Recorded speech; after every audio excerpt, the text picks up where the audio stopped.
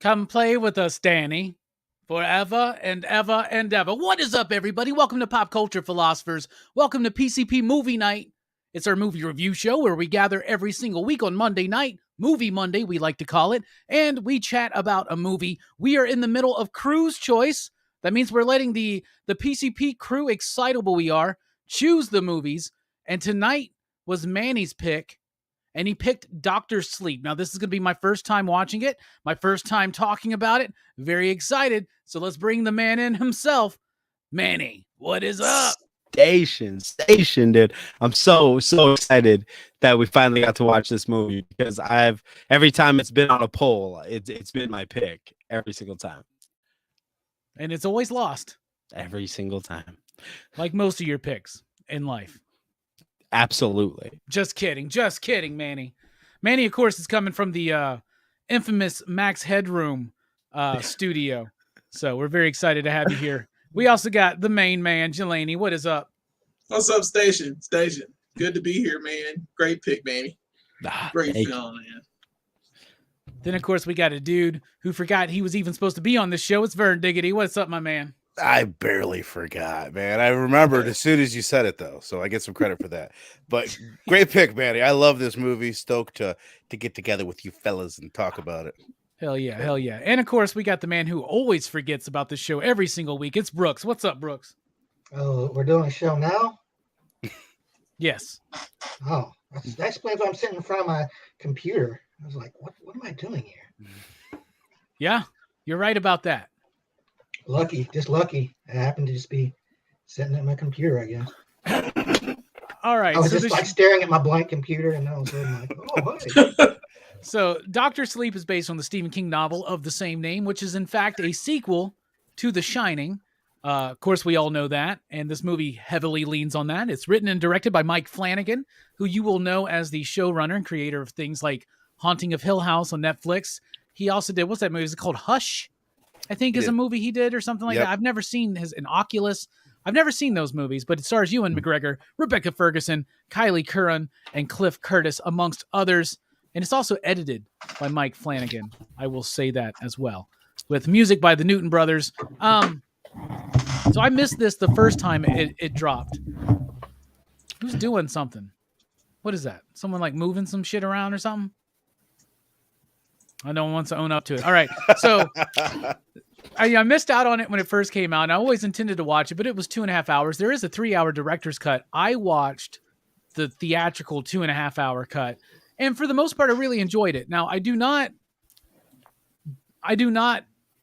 envy Flanagan for having to do this film, which has to work, first of all, as an adaptation of a sequel to a book that Stephen King did, in which the most famous cinematic adaptation is the Stanley Kubrick one, which Stephen King hates.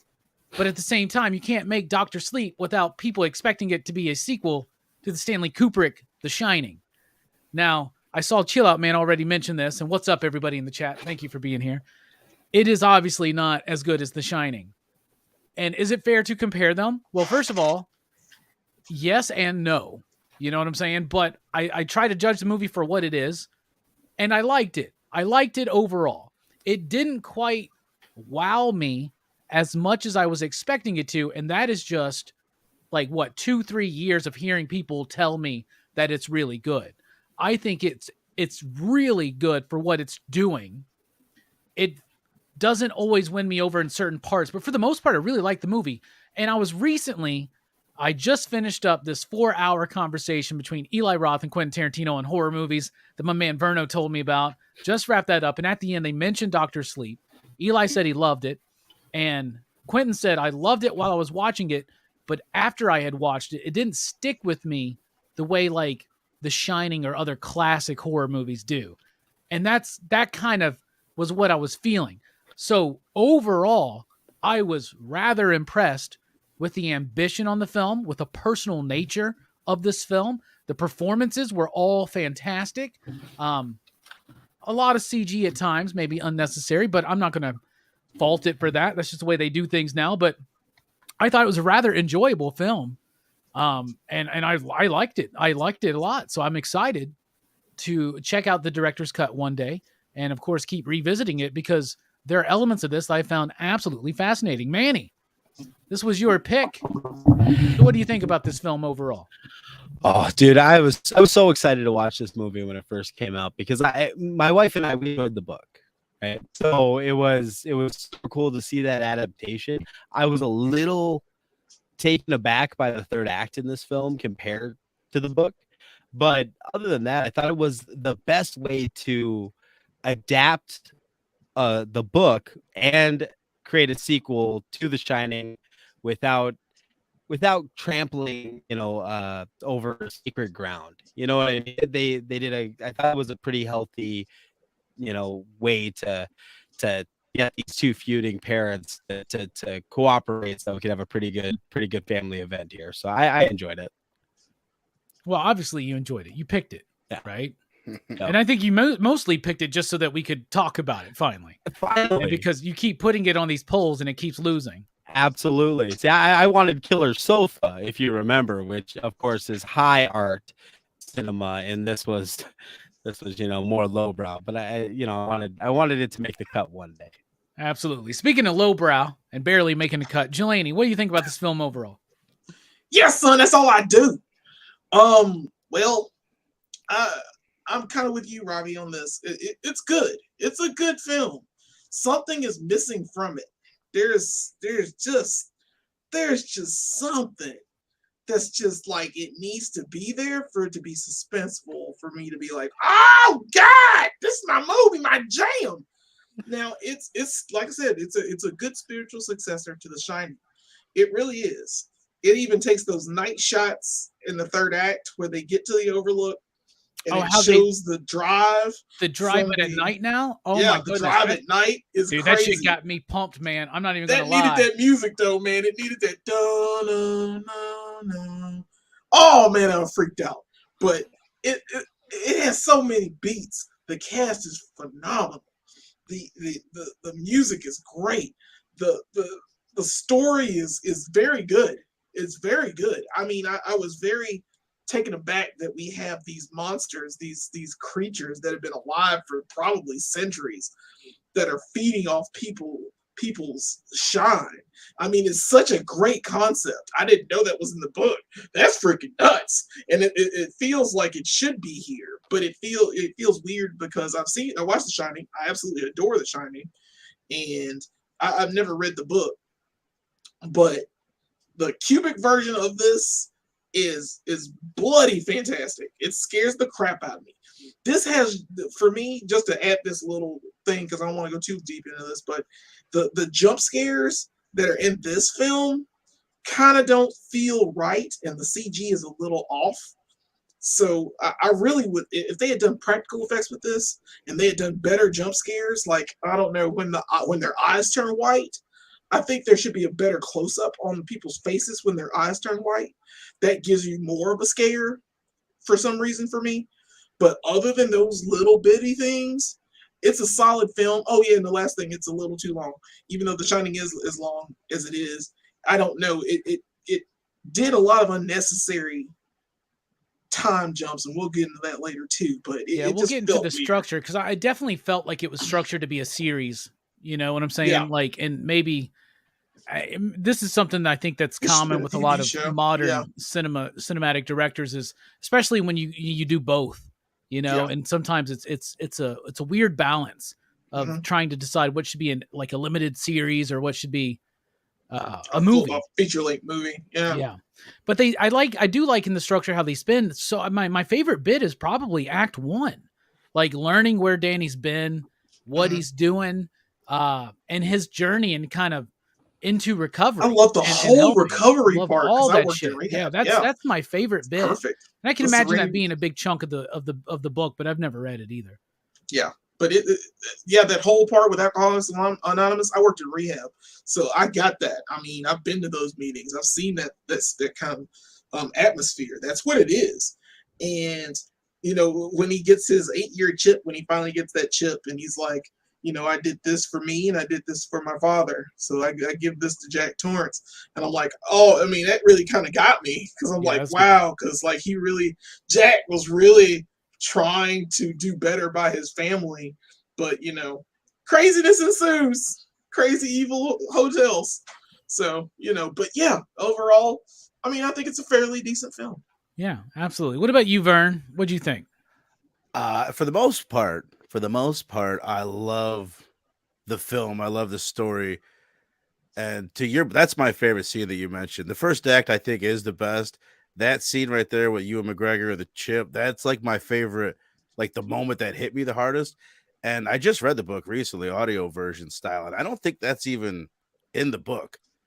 But Wow. I think the first two acts are great. This is the way I look at it. Like if a studio came up with this idea, like, all right, we want to make a sequel to The Shining, it would all feel like the third act, where it's mostly going to take place in the hotel. This feels like someone super creative wrote a sequel to The Shining, and it happens to be Stephen King.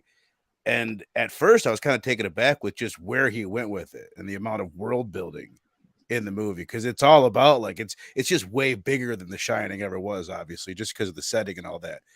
Where I get thrown off, and I kind of love it and I kind of don't like it at the same time, is the third act, where they start just redoing all of the biggest scenes from The Shining. It's kind of fucking awesome, obviously, but then they just do another one. And you're like, okay, all right, you guys have done most of them. We can kind of chill on that, but still, it doesn't bother. And I'm curious what you guys think of that. Like, if they went too far, none of that is in the book, obviously, because in the book, in Stephen King's world, the hotel is burnt down at the end of The Shining, so there is no Overlook Hotel left in the book. But for the most part, I love it. I think the performances are solid. I know we'll get into the music, which is solid as hell. Cinematography, it's fire. So for the most part, I adore the film, to use a Dylan word. And I think it's fire for the most part. All right. What about you, Brooks? Was this your first time watching it, or have you seen it? You'd seen it before. Yeah, I've seen it once before. I thought have you read the book? I've not read Dr. Sleep now, but having read The Shining and watched the movie, I was interested to see what the sequel would be like, and I thought it was pretty good the first time I saw it. I still think it's pretty good on this rewatch. I mean, I think like comparing this movie to The Shining as far as like suspense, I don't think this movie feels as suspenseful as The Shining, because The Shining takes place in the Overlook, and there's that whole feeling of being trapped. The characters have no escape. Whereas in this one, like pretty much everyone's out in the open, and instead the threat is like these kind of wandering vampires. Which, I mean, I do like the vampire the thing, but they just don't feel as menacing as like all the crazy shit that the Overlook was doing in the first movie. But still, I mean, it does kind of like pay homage to The Shining in a way that doesn't feel like forced or fan servicey, and it feels like an organic part of the movie, which I thought was pretty good. Yeah, kind of like the confrontation of the past, and kind of recognizing the trauma of his past and confronting it truly, and not just he's first of all, he's running away from it in the bottom of a bottle. Then he literally runs away from it by going into another town, basically becoming another person. But the journey's not over yet. And that's what, I can't remember the name of the character, so I'm just going to call him Scatman. That's what he tells him. You still got a debt to pay. Do you know what I'm saying? Like, yeah. So. Dick Halloran. Yep. Yeah. Is that his character's name, Dick Halloran? Yeah. That was Carl Lumley from Mantis. Oh, it sure fucking was. Dude, he did a great job, man. I'm just saying. Yeah, he did a great job. He did. Oh, yeah. Let's talk about that cast then, man. Obviously, the cast is a big deal in this movie, and usually we would let Manny go first because this is Manny's pick, but I don't want anybody to steal Rebecca Ferguson as Rose the Hat. So I'm just going to say that's my favorite character, an incredibly enchanting performance. She is evil, but at the same time, you want to like be a part of her crew and maybe get to spend the night in the trailer every once in a while. And you would be lucky and fortunate because she's fucking awesome in this movie. So what about you, Manny? What's a character performance stood out for you? I guess I'm gonna go Billy for this one, his buddy Billy. I think of all of the characters in this book, he's probably the most likable. He's thrown into this entire situation just fucking he has to hit the ground running, right? I mean, we're talking dead kids, we're talking crazy psychics, invisible girls he can't see while he's driving. Like there's all kinds of crazy shit that this character has to go through. And I feel like as an audience member, he's kind of our stand-in, right? Like we are thrown into the shit because The Shining wasn't fucking X-Men before, right? Like now this is like this is like the X or the Star Wars sequels. Like the Force can't do that. Well, shit, the Force can do anything you want, and now so can The Shining. Sometimes you can possess people, sometimes you can move shit with your mind, sometimes you can track people. It's all these different things, right? So as an audience member, I feel like Billy kind of ties us into that story. He's in the book, he's a lot of different characters from the book all rolled into one. And I think they did a really good job of combining all of those characters. So that being said, I thought Billy was a good character, and I don't know the name of the actor, which is why I haven't said it yet. But that dude did a really good job. It's Cliff Curtis. Cliff Curtis, absolutely. He did a great job, and I like the character of Billy. I have loved that dude. I've never really known his name, but he was in Bringing Out the Dead. He was in Three Kings. He's been in so many movies, and he always nails the role, right? Yep. And you're right. This does kind of amp it up a little bit more into the X-Men Star Wars level of the next version of The Shining or whatnot, right? And they even refer to the one lady as pushing people. Yep. Like, what's his name in Firestarter? So I'm like, oh, man, too bad Firestarter didn't work. We could have had, like, a Stephen King-averse.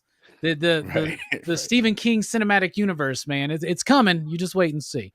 What about you, Jelani? What's character performance you want to highlight? Well, before we get to that, like, Two Gun Pedro was saying that the Force is great, the Shine is greater than the Force. I disagree. The Force is way better. I disagree, sir. I disagree, sir. But I mean, I wouldn't mind having the Shine. I just don't want to see dead people all the time. That's just irritating to me. I don't like dead things, but it is what it is. But as far as characters go, I will go with Snakebite Andy. She, the lady that plays this role, I think it's Emily Lind or something. I forgot her name already. Emily Allen Lind. There you go. She is amazing in this film. Something about her and that whole scene in the film when she's watching Casablanca and that creepy dude comes in and like she just takes over with her voice and that's her power. I love that power. I would want some Purple Man power. That would be freaking awesome. I don't know what it is, just speaking in it so kind of situation, but I love that character. I love how evil and vindictive she was. Because I thought she was going to make a turn. I thought through this movie she was going to be good at the end, be like, and I especially liked her changing when she basically died, or she felt like she died. They was like, you told me it wouldn't hurt, and it felt like I was dying. She was like, I mean, does it matter? And it was so. I don't know, something about that just bothers me. I'm like, I wouldn't just take the word of these people, because it was either she turns or they kill her ritualistically and breathe her to death and breathe her steam. And I thought that she was going to turn, do a total babyface turn, but she was total heel the whole time, even when she killed your boy and just kill yourself. Oh, man, that's a gut wrench. So messed up. It is terrible. Because at that moment, I'm like, man, we're near the end of Act 2. Yep. They're going to kill fucking the friend. They're going to kill him. They're going to kill a whole, but I knew, this is what made me because I don't remember seeing him at the Overlook in the trailers. Right. He should have been there. He should have died there in the boiler room or some craziness, but I don't think he died in the book. Is that, do you remember that, Manny? Right? No, yeah. Billy doesn't die. Right. Neither does the older friend that makes Billy. But if you haven't read The Shining, but you've seen the beginning of the Kubrick movie and you've seen the end of this movie, you've read The Shining, because the ending of this movie is the ending of The Shining. Right. Just replace Danny with Jack. So it's like the same thing. So he blows himself up instead of freezing to death. Yeah. There is like an arc there for Jack, right? Yeah. Right. I knew Jack would redeem himself. but it's still cool how he died in The Shining in the movie. Well, That's all. someone made the point. Like, wouldn't have Stephen King like to have them not burn down the Overlook at the end so there could be more? I guarantee you that was part of the thing that they did for him, because he probably doesn't want anybody messing around with this story afterwards. He wanted it to burn down, so that's probably why they did it in the movie. But, Yeah. I mean, who's to say that the evil was just part of the hotel? Like, you know, I maybe think that's somebody part of will the come and movie buy that up it's that not. spot and build a new It was something built there. on the Indian burial ground, wasn't it? Like Poltergeist and everything. No, I don't thought it think was. so. No. Well, they gave the don't- history in Kubrick. I thought it in Shining. They Right. talked about it in the movie. There's like an allusion to it. Maybe they do mention it. Yeah, he I thought does they say mentioned that. it at the beginning. They mention it when he's talking about. Yeah, he When they talks come about up the there. Overlook Hotel, and that's what I thought it was. I thought they were just like, oh yeah, there's power here, so this is why all these dead people stayed, and like it's presidential assassin, or not a president was assassinated, but someone was assassinated there or something. But it's all the evil just boiling up. So, you know, it's a crazy place. The fact that it's the place, and that it's not, you know, a person that was doing this, or Indian burial ground or whatever. It's this place is just evil, and I'm like, oh, that's awesome. That's freaking. That's a great character too. In the book, it's an RV park. Like when he goes back to the Overlook, it's just like it's an RV park with like an observation tower. Oh, okay. Yeah. Is it still evil?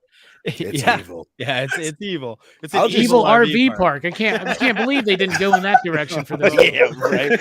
I'll just say, I think in almost every way, I really think this movie is better than the book. Someone else said it in the chat too. Like, it's everything that they do, every character is better in the movie than the book. So just enjoy the movie. You don't need to read the book unless you're dying to read the book.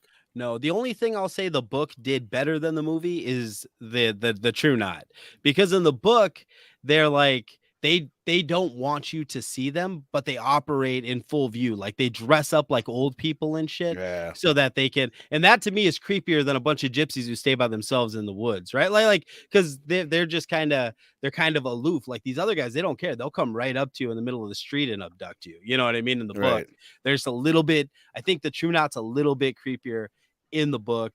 And there's a lot more of them with different powers. So there's like that one chick that you can't see or hear when she's moving. Like that's a creepy character when they get to the Overlook part. You know, there's just a lot of different characters in the book that are. So you're telling me that in the book they're trying to be a little bit more incognito, and they're not just all like baller ass, sexy ass people, Right. like getting groceries and shit. Having telepathic communications with some small little fucking girl somewhere. No. Plus, Rose Daddy. the Hat goes down on Andy after she does the turn on her in the book. I can't believe they didn't put that in the movie. That's the best part of the book. It's like The Stand doing that thing with the kids. No, that's it. Put that that's movie. it. Or it. That's it. I yeah. understand. No, I get my Stephen King mixed up, but yeah, you can't do all that weirdness. No. Well, and she looks creepy. And she was in the book. 15. Yeah, they couldn't do that in the movie. Like Rose the Hat is like this. She has this like crazy giant mouth and like a walrus tusk. Like, and she looks crazy if you shine. If you don't shine, she looks like they always refer to her as like the most beautiful woman in the world. Even the movie says it or whatever. Mm-hmm. Yeah. But like, if you shine and you see her for what she really is, she has this like real crazy giant mouth with like a walrus tusk. It's like there's a lot of differences, I think, with the Knot. The True Knot's probably the most changed from the book, besides the entire fucking. This is what the Beatles were talking about with I Am what the is Walrus, True Knot? isn't it? Yeah, what is the True Knot? I mean, like, That's their they're name. vampires, but no, I mean they're vampires, but like I take them as people who control- shine, who have learned that when you kill someone who shines, you can absorb take that their power. essence, basically. Yeah. It's just like people that shine are like vampires that have never drinking blood, and the True Knot are the ones that have tasted the blood, kind of.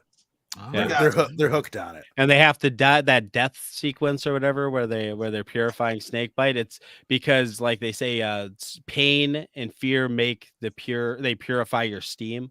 So that's kind of what she's going through. That pain and that death is to purify her steam and make her a little bit stronger. So that's the idea there. Speaking of pure steam, love her. Vern, what you got, bro? First, I just want to say, Jelani, I was thinking that the whole time too. Like, I thought in most movies, most writers would have had Andy at the end flip and become the good guy. Right. But for me, like it's cool that they didn't do that they did something different. I get it, but it's weird, like why she got like highlighted the way she did, just not really do anything and then die. It was just, I think there's like a lost potential with her. But it's a weird thing in the structure, right? Because they spend a lot of time in the first bit of that movie talking about her, about that. But it's kind of basically, I think, to show us how they operate by introducing a new family member. So she gets to be the Rogue or the Kitty Pryde in Pride of the X-Men, or the Jubilee in the X-Men animated series, or the Rogue in the movie where it's the POV, right? Into their group. But it is a wasted opportunity, I think. But at the same time, she's responsible for like the most like gut-wrenching death in the movie to me, where I'm like, oh no, man, that guy was so good. Right.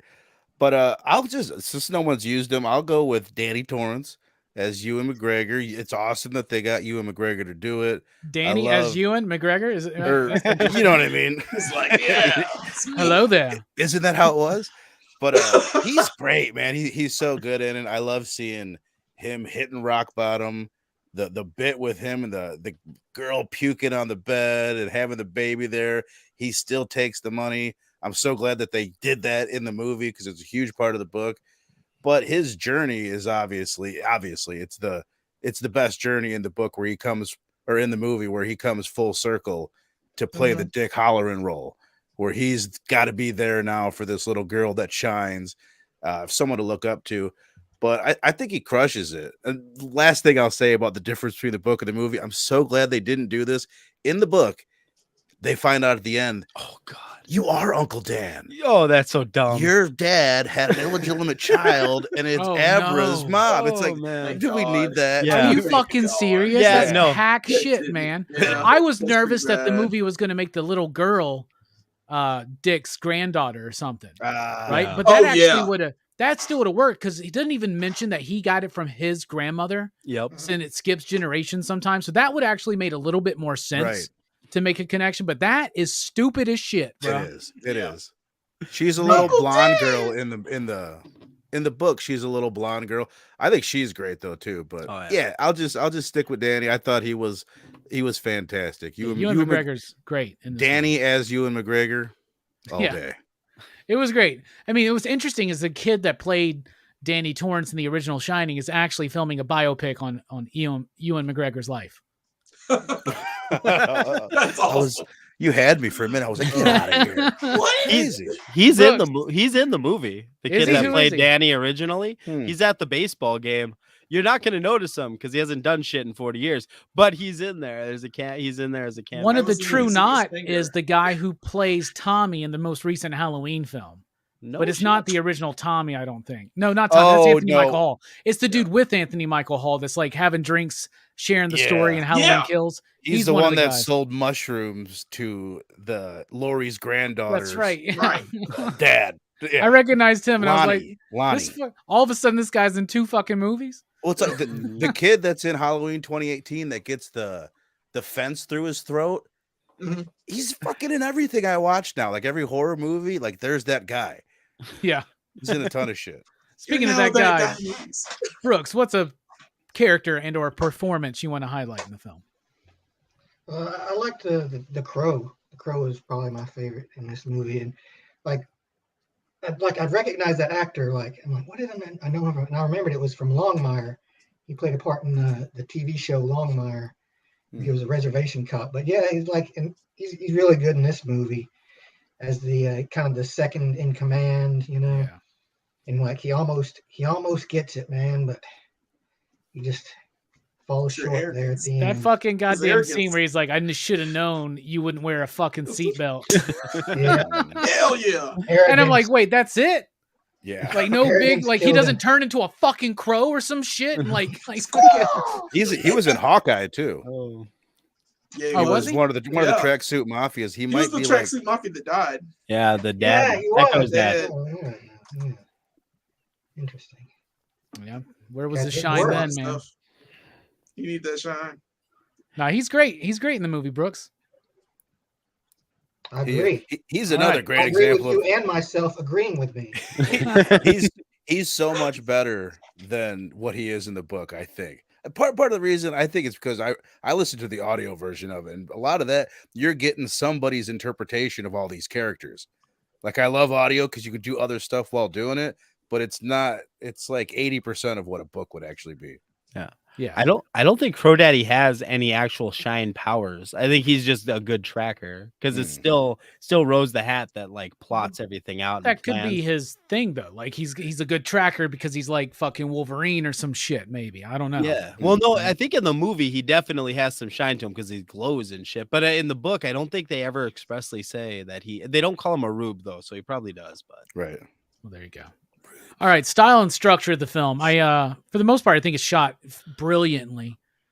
Its pace is a little. That's the thing that throws me off. Is I'm really into it in Act 1 and even Act 2, but when we get to the Overlook, it almost feels detached from the rest of the movie.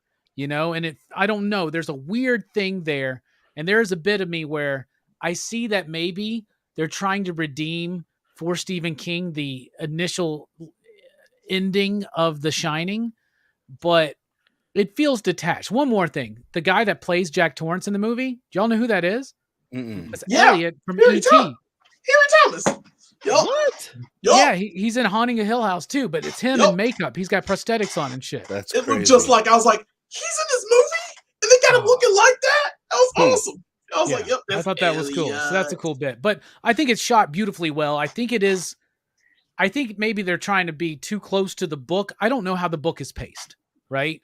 But it does kind of have this like bookish kind of pace that's unconventional for a lot of movies, but at the same time it's trying to be conventional. It feels episodic and that ending feels detached. Tarantino is someone who can do like novel structures in film, right? He could do a whole movie that's just 5 fucking scenes and make it work, right? But Flanagan, and one thing Tarantino was saying about him in that podcast was he has yet to make a full movie that is 100% great, right? Like he's always so close, and then some part of it kind of falls. And for me, it is maybe Act 3. And what really carried Act 3 for me was the nods to The Shining, right? Because that's you're supposed to feel that nostalgic vibe if you're a fan of that film. But for the most part, it was very predictable. I'm like, well, he's going to unlock all these fuckers at the end and unleash them on these fuckers, right? Like that's how it's going to end. And I don't like the fact that he died, right? Because I feel like he was putting in the work to change his life, but at the same time, maybe that's one of the themes in the movie is that you can't outrun mistakes you made, no matter how much you try. We'll get into all that. What do you think about the style and structure of the film, Manny? Like you said, I think it's beautifully shot. I think Flanagan has an issue with pacing just in general. Even Haunting of Hill House, even the Netflix stuff that celebrated Midnight Mass, which I also adored, it's fucking slow for a while, and then he just always has to kick it into high gear at the end. Like it never like I just don't think he really has a good eye for like how to get it over the hump. Like I think he's good at giving characters moments to breathe, getting us to care about story and drama. But I think the horror shit, I think, is where he's weak, you know what I mean? And I think that's seen here. I think as far as the third act of this goes, yeah, it's definitely taking something that is supposed to be the redemption story of a father and his child, and then trying to apply that to to Danny Torrance in Abra, who just don't have that relationship. You know what I mean? Yeah. It's a lot less heartbreaking for some guy you just met to try to kill you with an axe than it is for your own father to try to beat you to death with a mallet, right? So like there's definitely a disconnect there. So I have to agree with you on the third act. It is the weakest part of the book or the movie, but it is also, I think, the only way to please both fans of the Kubrick film and the book. The scene where the baseball kid dies is I am so I don't want to say I'm happy at the way it went down, but I'm happy that they didn't shy away from it. Yeah, because holy shit, was that they kill a few kids in this fucking movie. Yeah, but hearing that kid scream, the way that kid died, oh my god! And that was like a good acting scene from that kid. It was. Yeah, I agree. Also, the reaction from Dan and Billy, right? When they find the kid, like that was very like raw as well. It's just that scene, and then the director's cut. I guess I hadn't seen it, but I had heard that that scene is even longer. So Jesus. it's even I was going to more ask if extended. anybody's seen the That's- director's cut. I watched the original like a year or so ago, and then I read the book, and then I just watched the director's cut. But there's an extra half hour in that bad boy, but I couldn't tell you where it came from. But I'll say I was into it the whole time. Like, it did not feel like a 3-hour movie to me. I was like, we're just gonna watch an hour and a half of this. See, I wonder if that and evens then watch out. the other half. I And we wonder if watched the that- whole thing. See, I wonder if that evens out the pace. I feel like it might. Because I thought, well, I mean, Jelani's up, but I thought the pace was actually really, really good for a 3-hour movie. All right. Well, why don't you go ahead, man? Jelani's going to give Go up his ahead. spot for you for now. Yeah, thanks. We'll Thanks for get doing back it, to though. him. Yeah. Go ahead, Vern. Oh, I mean, I what you guys all said, man. Like, it's obviously shot beautifully, and I love how they depict the shine. That's the style wise. That's kind of the coolest bits for me. How Abra keeps showing up in the back seat, or just all the different things that they do to show the shine. I just wanted to mention this because you were talking about Danny dying, which he doesn't in the book. I'll just throw that out there. Yeah. I love how I was thinking, oh, he dies, so that way he can like go into the shine or the force and then help this younger person out. I'm like, oh my god, it's fucking Obi-Wan Kenobi. Like, Ewan McGregor doubling down on his Obi-Wan role. Like, that's fucking crazy. I was noticing that when I watched it, right? Obviously, I'd been watching Obi-Wan. I'm like, this is a very similar kind of thing. It's a dude that has these like force type powers who has sheltered himself away and is trying to deny them and now has to be called out to save this young chick. Like, That's crazy. What the fuck? Right.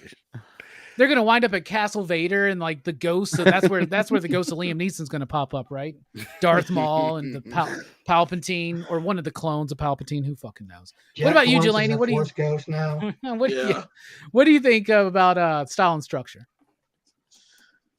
I'm kind of conflicted because I really enjoy the film, like I said, but it's pace wise, it is a little slow. I think it's a little longer than it needs to be. I think there are parts in there that don't really need to be there. There are a lot of things that took a little longer than needed to be. I would understand if I watched the director's cut. I'm sure there are more character moments, there are more scenes that flesh it out. But for me, I was like, 2.5 hours. That's kind of pushing it for what it's doing, for what you're trying to tell me. The CGI for me, like I said, isn't that great. I don't like that they keep using the lady in the bathtub like over and over again. Right. Yeah, it was really lame. I was like, oh, and she doesn't look right. It just didn't look, it was a little off. Practical effects, like I said before, could be used perfectly in this film. If they had used practical effects and if they had used the jump scares appropriately, I don't think he used the jump scares the way they should have been done. I can't give you like fair examples, but stuff would jump out at you like it's coming from like 20 feet away. And you're like, oh, that's it. Okay. Certain things like that kind of like get to me. The third act is the weakest act, but it does pay homage to that Kubrick film, but it feels like it's just there. Like it's just, hey, we're at the Overlook. Hey, we got the twins again. Hey, we got the blood. You remember the blood? And then he's like, Rose the Hat's walking down the thing, sees the blood. She's like, oh, there's blood. They even do this shit earlier walking. when he's getting when he's talking to the guy at the AA meeting, Bruce Greenwood, I think, right? Yeah. And it's mirroring the scene when Jack's getting hired. Right. Yeah. And I'm like, why? Why are they like the room's exactly the same? Like, what the fuck are you trying to make me think right now? Like, I think it's like both of those meetings were turning points in the respective characters' lives. Like Jack goes to the hotel, everything's different after that. Yeah. Obi-Wan goes to fucking wherever he goes and he cleans his act up after that. But other than that, it really is just like, oh, let's put this other thing in there from The Shining. Yeah. And you just put it in. It's like, remember this? It's the member berries. And it has like a touch of the member berries when it doesn't need to, because this is a different story. And I don't mind you going to Overlook. I don't mind at all. I love going to Overlook. Let's go there all the time. I'm not going to visit, but because Colorado and it's snow and I hate both things. So like, it's just they got there pretty easy too, compared to how difficult it was for it's like an old dude to get back there. Yeah. It looked like Rose the Hat took like a snowmobile to get up there. She just walked up But there. It she's just like, looked like I don't fucking like. Meanwhile, Yeah. goddamn, what's his name again? Dirk. What the fuck? Dick Halloran. Dick Halloran. Like Yeah. Dick Halloran had to like go through a fucking lot of shit to get to the Yeah, fucking he had to get Overlook. that guy, get a That snowmobile. snow was like 20 feet fucking up on that hotel, Right. man. Well, that Man. was a particularly rough winter at the So- Overlook Hotel. I mean, but yeah, all in all, it's kind of, I mean, I like the first act. I love the first act. I love how the baby and the woman come back to him in a vision. They're like, they haven't found us yet. That's a creepy jump. That's a jump scare that didn't happen. That I was like, that should have been a lot better than what you did. You know, the way it should have been filmed, as opposed to what you did. I don't know. He's missing something. You're right before. He's missing like that edge, that suspense, that terror that you get from The Shining, that you get from the certain aspects of, if you're going to do a remake or a spiritual successor to that movie, you know, at least attempt to get excuse me, hold on, at least attempt to get that scare, that sense of whatever it is, because this movie didn't scare me once. Nothing scared me about it. The Nothing scariest made me, parts uneasy. Are the music. The music's the most Yeah, horrific the part of music's the movie. haunting. The Well, I mean, what music is scary great, even but- mean though, man? Like I think the movie I is love atmospheric and I think it's dealing with its stuff and I think it's creepy in Right. certain moments, but like I'm not expecting Dr. Sleep, nor do I think The Shining I don't mean, as like, a jump scare movie. I'm not. Totally. Well, then why put jump scares in it?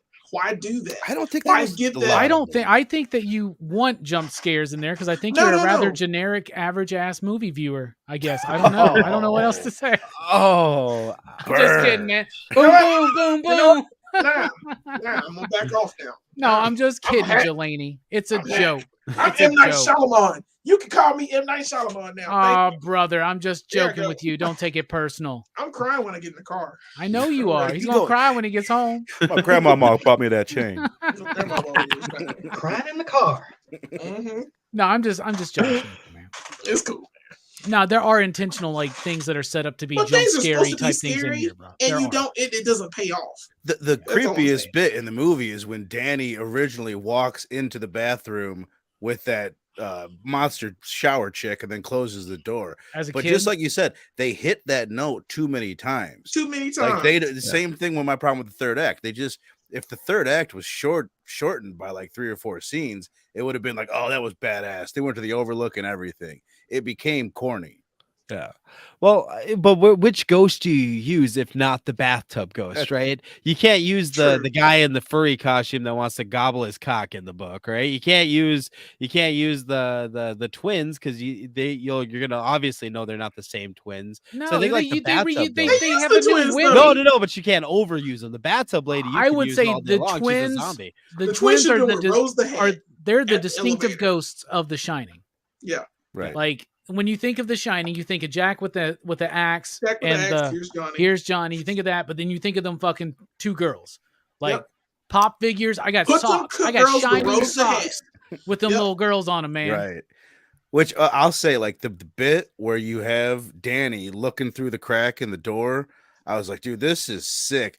But for me, where they kind of like, oh, you made it corny again. We knew what they were doing. We knew that they were nodding to that scene. Mhm. We didn't need the little flash of Winnie or Wendy or whatever the Oh, hell her I name was know, man. with the axe. It's just like Oh. little things like that where it's like just You don't need it's to not do that tasteful to go that extra mile. We didn't. That's need when it. they're like, "Hey guys, do you remember? It's like the Matrix fucking It's movie. member where they're, baby. they're It's doing that member fucking berries. like, Yeah. bruh, Jesus. Remember this when this happened, but not with Shelley Long. 'Cause No, we and they can't use even they do footage that or something. same fucking movement with the axe over and over, and then I don't. Yeah, and when he starts getting possessed, I guess by the end he's taking on the role. I Yeah. guess again, and It didn't. man, you're feel right. That third act really falls apart, man. Yeah. Right. It's angles. It's the way it's shot. Now his cinematography is fine. It's just it feels flat. When you get to the Overlook, it doesn't feel creepy. It just feels like we're here.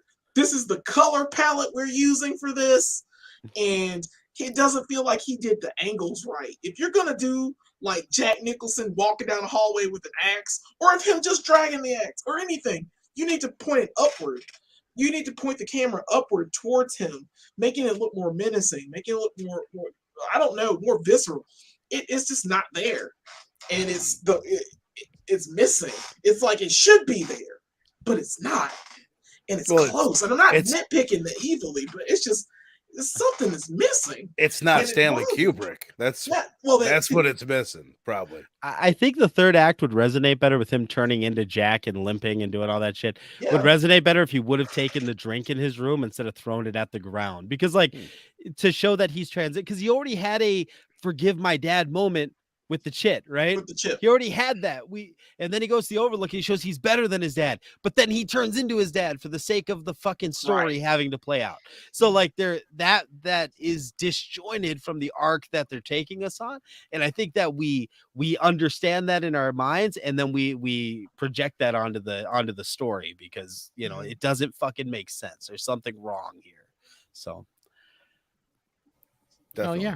Hell yeah. What about you, Brooks? What do you think about style and structure? I think this movie has a good structure, but I'm kind of salty about like long movies these days because every movie has to be long. But I don't feel like this one is too long. I think it doesn't feel like it's there's too much or too little. Well, just so you know, there's a 3-hour version of this too. So. Which most people say is better. For 3 hours, it wouldn't be that good. Like, I watched Dune last night, and I was like, I love that movie, but I was like, God, I'm getting so tired. Oh yeah, watch Lord of the Rings and let me know how you fucking feel. Yeah, I haven't watched. I haven't revisited those in a while.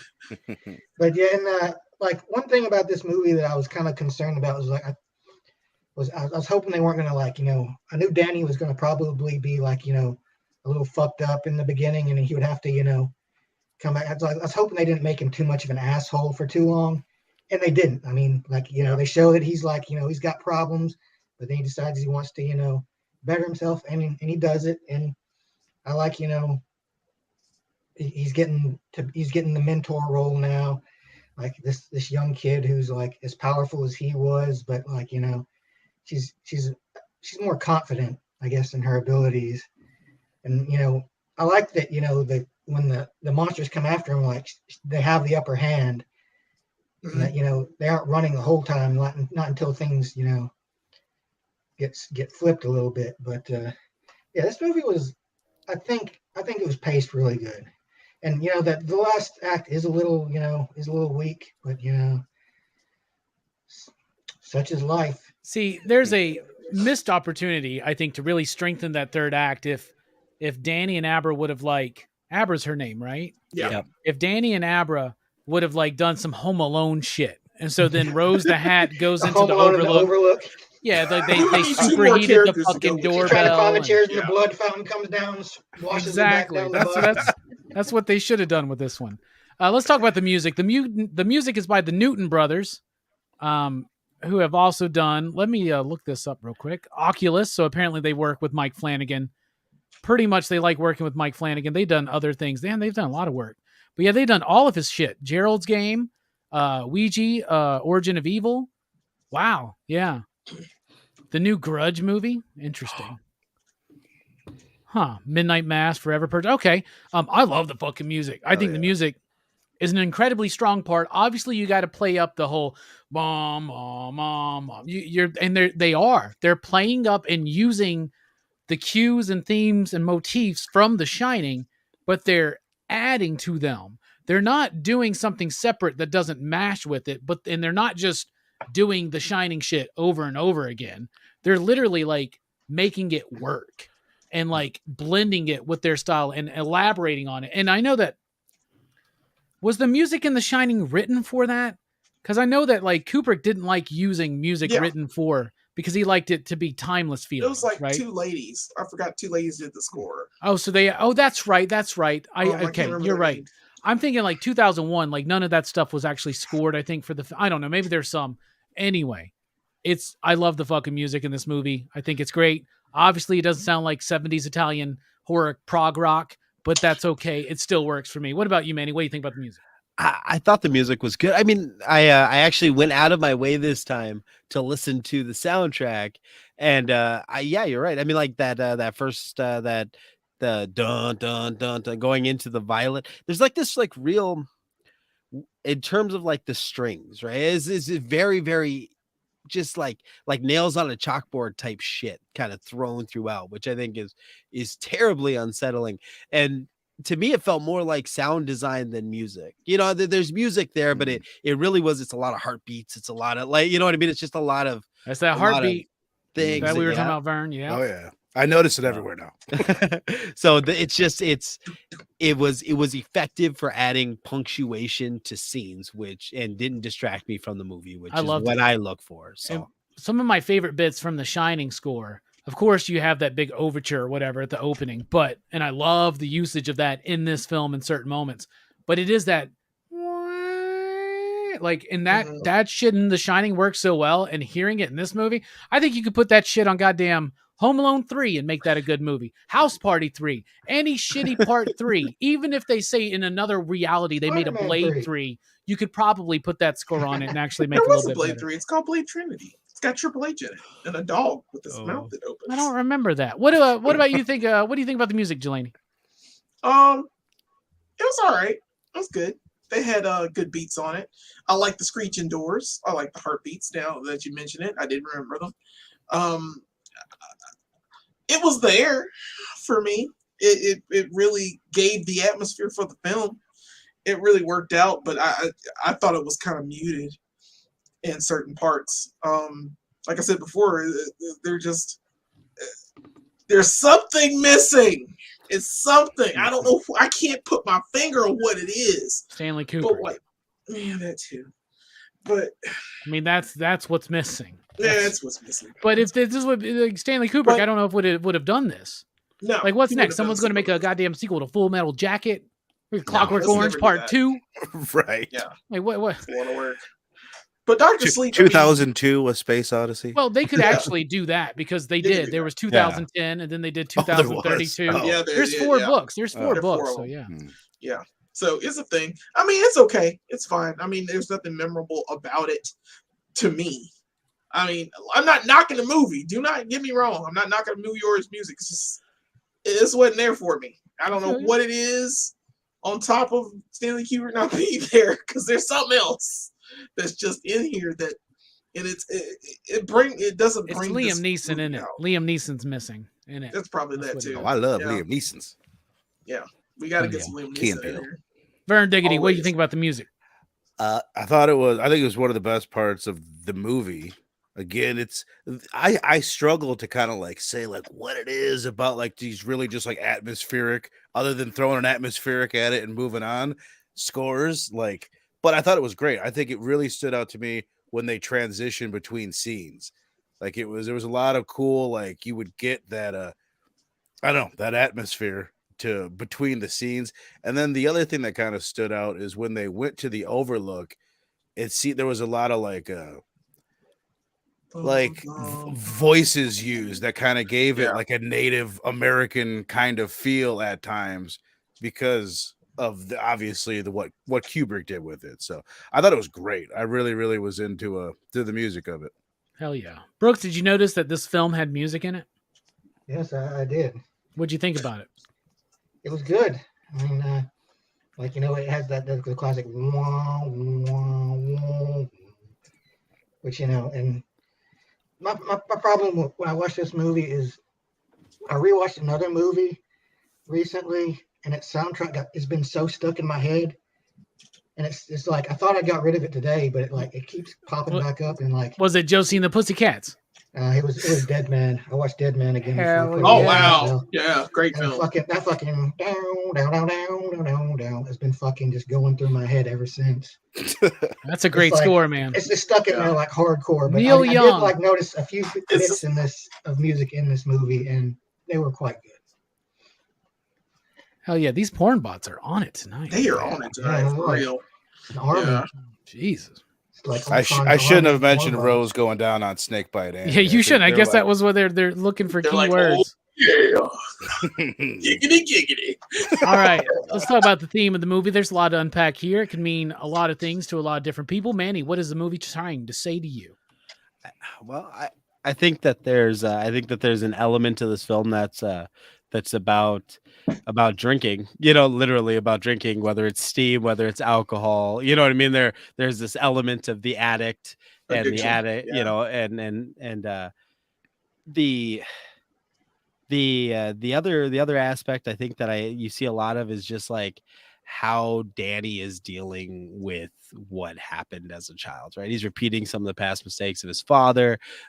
He's trying to do better, but no matter what he tries to escape the overlook, elements of life continue to happen that bring you back, right? It doesn't matter, you know, how far forward you've moved. There's always something there to remind you about what happened before, right? He can't bring himself to comfort his mother in her death, but he finds that in his sobriety, his passion, his thing is helping people in their time of death, right? He gives up drinking, does all these things just for Abra to come barreling into his life and bring him right back into it, right?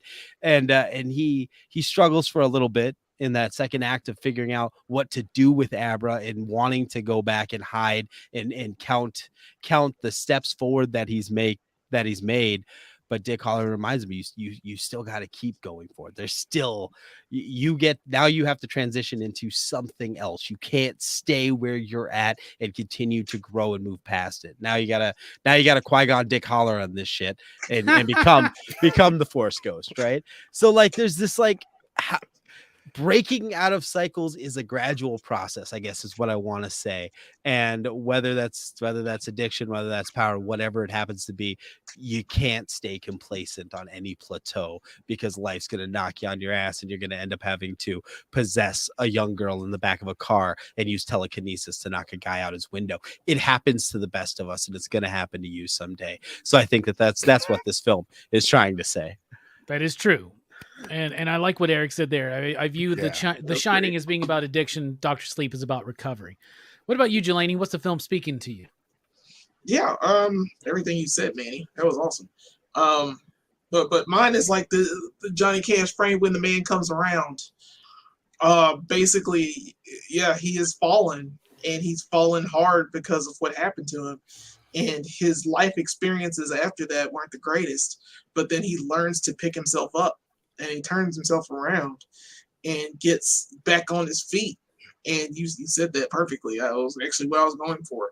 It is about recovery. And it makes me think about the Serenity Prayer, how decent that prayer is. It's very simple, but it encompasses a lot of things.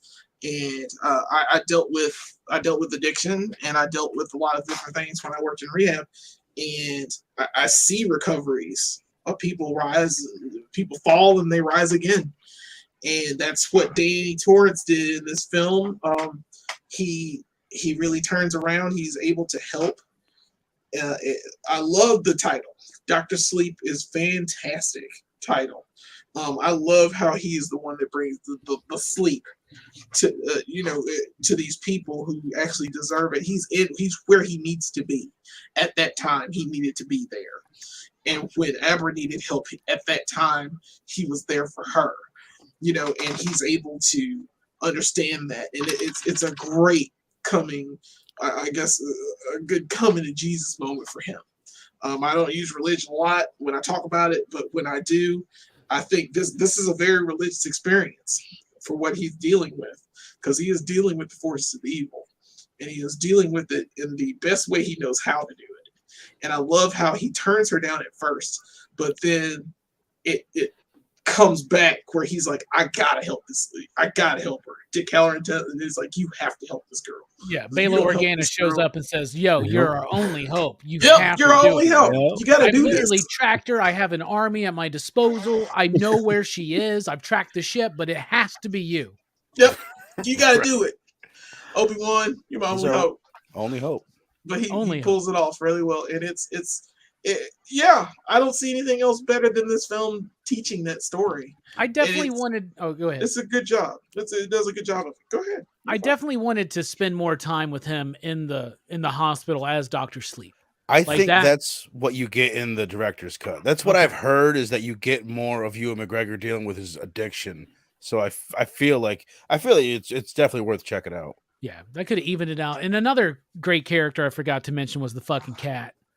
And I Oh, love that yeah. scene when the guy's like, "Oh no, it's that cat," and he's like, "I'll take him." He's like, "No, I'm dying." And like, No. then the next dude's like, "Oh no!" It's like the fucking cat's just like knows what's happening, man. I love that bit, man. That old dude's performance in that bit, that was really good too, and really like genuine. Like Yeah. he went especially I always think about that when you have actors that old acting that they're gonna die and they know like they are gonna die pretty soon. It's the it adds crazy something thing. to it. Yeah. You can only find this out on the director's commentary in the European cut, but that dude actually was dying in that scene. Yeah. Get the fuck out. The European cut. I believe it. The Argento It's the cut. Argento cut. What's the movie saying to you, Verno? First, I just want to say what you pointed out, Jelani, that the title. I love the title. I love that it's not like The Shining 2 or anything like that. That it's something so different. And then my old lady pointed out to me that it's a play a little bit on Danny's nickname, Doc. So he's always been Doc. That went over my head. You guys all might have caught that, but I definitely did not. But you guys obviously hit on a bunch of good stuff, obviously thematic material. But I kind of looked at it also as like the true knot from their perspective. I look at that as like Stephen King kind of dealing with the fact that he is not long for this earth. He's getting older, and it's the true knot not accepting their own mortality. So it's about accepting your own mortality, and pretty much knowing that you're going to die and being cool with it, accepting it. Hell yeah, very cool, man. Acceptance, which is a part of recovery, right? So that's really cool. It ties in together. What about you, Brooke? Speaking of tying things together, you tie this room together like a nice rug. So why don't you tell us what the movie's speaking to you? I think this movie has a lot to say on kind of like the fading away and the dying of like the kind of more nomadic cultures, in this country. Because like the group, the vampires, like they've been doing this for a long time. They travel around in RVs, but like there's a bit the problem they're having is like there's less shine, there's less food for them. It feels like the sun is setting on them and their way of life. And I don't really. I think the whole like traveling group of people who are like monsters. It's kind of an overplayed out thing. Like I think it's been used like too much. Because everyone's always afraid of people who don't have like a connection to their community, who don't have any who they believe are more inclined to commit crimes, I guess, for lack of a better term. Yeah. But it kind of you kind of feel like they have a sense of freedom about them too. Like they're living their lives their way. They're not tied down anywhere. They go where they want to go. But they're just like their time is just running out. They go where they want to go, do what they want to do, see what they want to see, play how Well, they the Addams want Family. to. They're kind of like the Addams Family. No, you're right though. There's a nuance to their story because it is. You can imagine them. Obviously, they're this nomadic kind of tribe.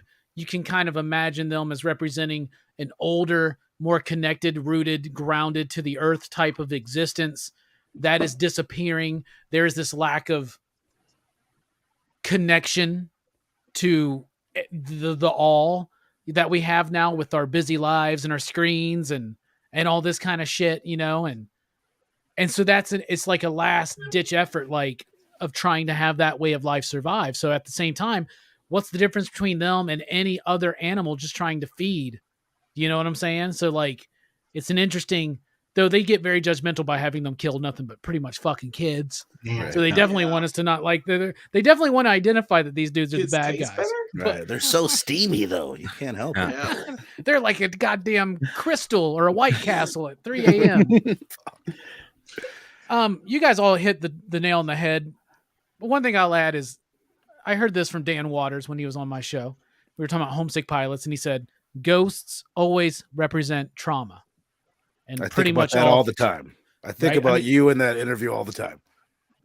Fuck you. Oh. No, I'm dead serious. I really okay. think about that little bit of insight from Dan Waters. I Yeah, think about right? it all the time. So, and the point is, even if you've put your past behind you and you have wrestled your demons and you have moved on, and this is a common theme I like to talk about, you still have to understand the darkness inside of you, the trauma in your past, burying it in a new life or a new way of living, even if it's a healthy way of living, doesn't make it go away.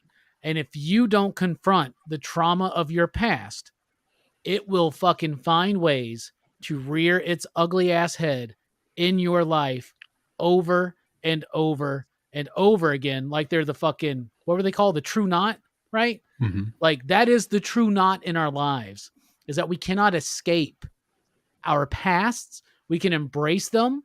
We can confront and embrace it and then move forward. But you can't just run away from it. And I think that's what Dick is telling him when he's like, you know, there's that wonderful scene where he's like, I didn't ask for this. He goes, you think I asked for you to fucking call me and have my ass fly from my fucking home in Miami all the way back to this hotel to get fucking killed by your dad? Like, that's some bullshit, bruh. That's some bullshit, man. But the thing is, and even though I don't like that Danny had to die in this film, right? I didn't like that because I felt like he had earned his peace. Yeah. But at the same time, did he earn it? He never confronted it. He was using his gifts. He was becoming a better man, but he was still avoiding that, right? And Abra and her journey in this movie, and she's amazing in this film too. She's awesome. Fucking We brilliant. didn't mention her at all. Right. But like, so good. She is able to shake him out of it and realize that he still has to go. But that's why I think thematically it makes sense for him to go back to the Overlook.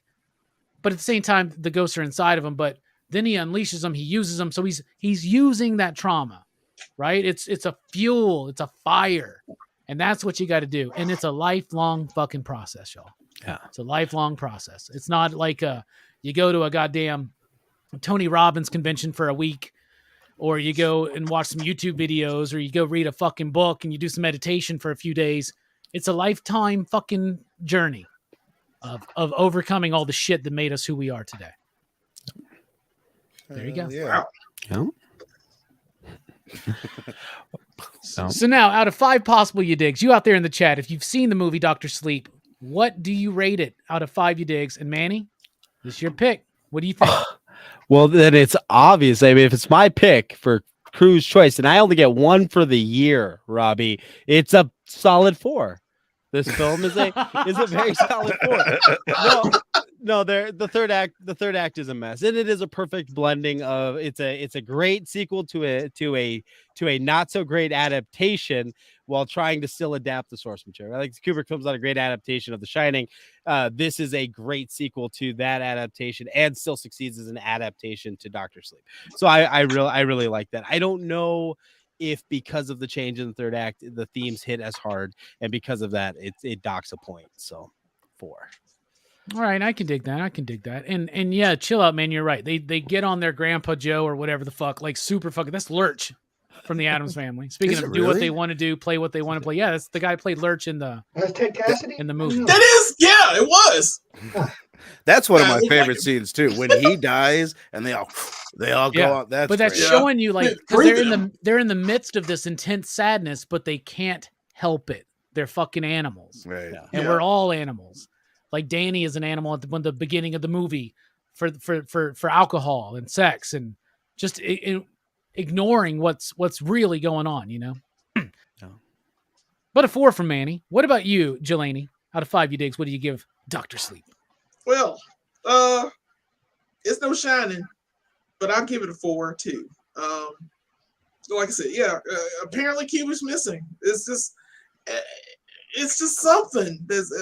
I would have done it lower, but you guys, we talked about it enough, and I reminisced about it enough in my head to where I was like, yeah, this deserves a 4. It's a great sequel to a film that I didn't assume would have a sequel. And, you know, it puts it out there. That's why I didn't watch it the first time. This is my first time watching it. And based on my first views, I'm appreciative, Manny. This was a good choice, man. I enjoyed it. It didn't need to be 2.5 hours long to me. But the CGI there should have been a guy.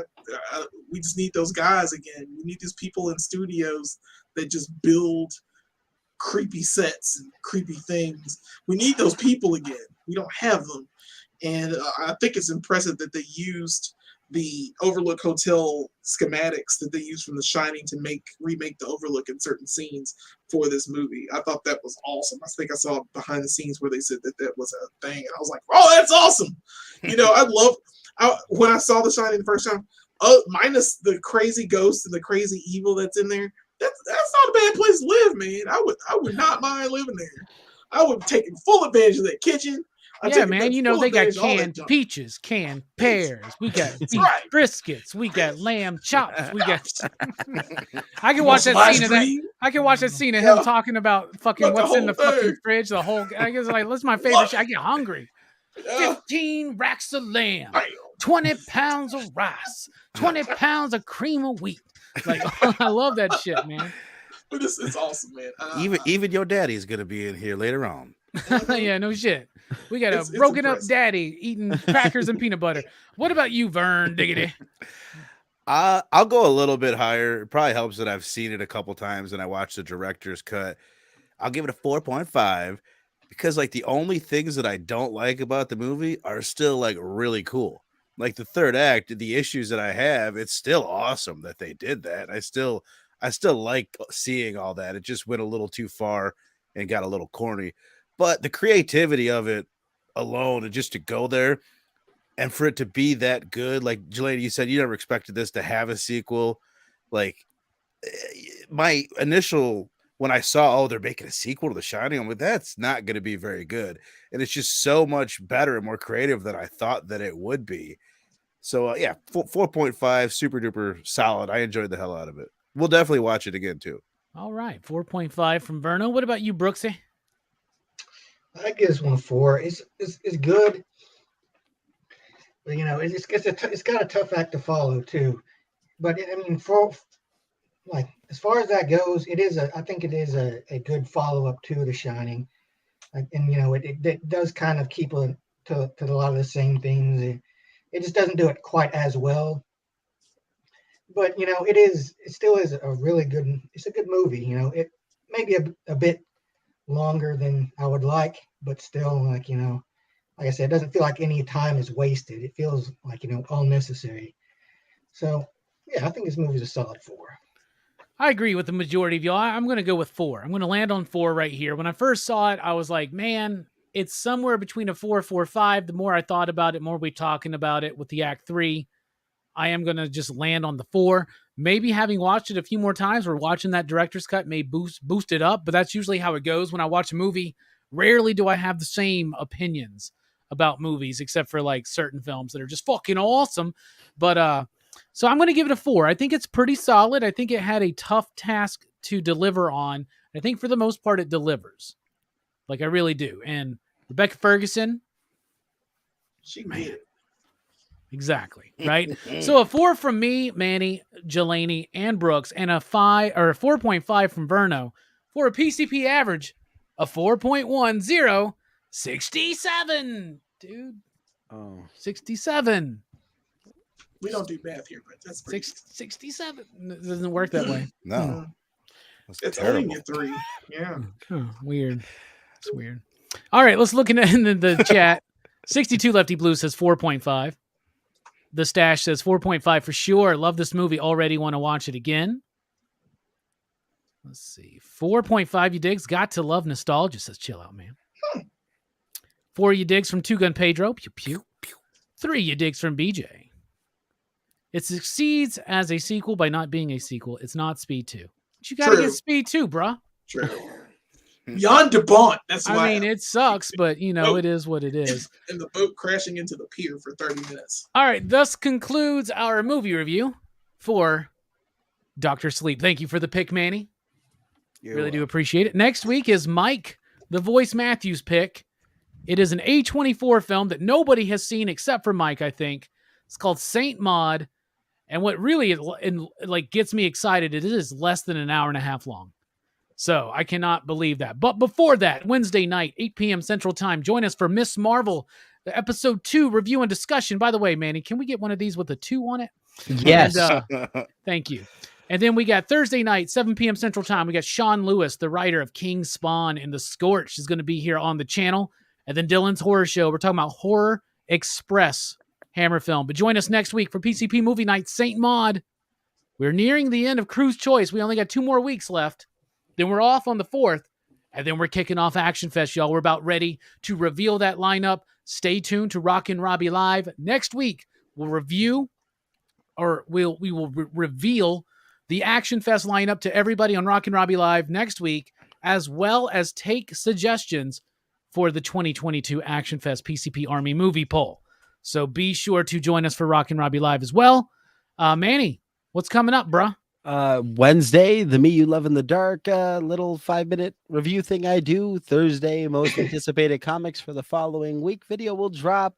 For Fuck It Up Friday, it'll be something. I don't know. I'll have some sort of little 1-minute review on my reels on Instagram, so you can check all that out. And check out Noggin Comics. Those guys are fucking killing it. Tales from the Ugly Chair has been a great series. So y'all go check out Noggin Comics. That reminds me, Songs from the Big Chair by fuck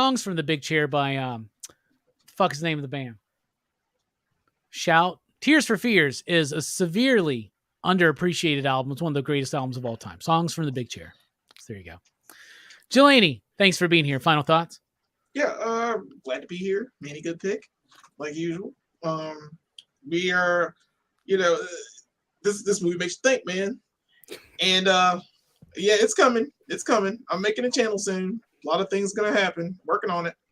I'm actually working on it. So yeah, you'll be surprised when it pops up. So it'll be, just my stuff, doing things.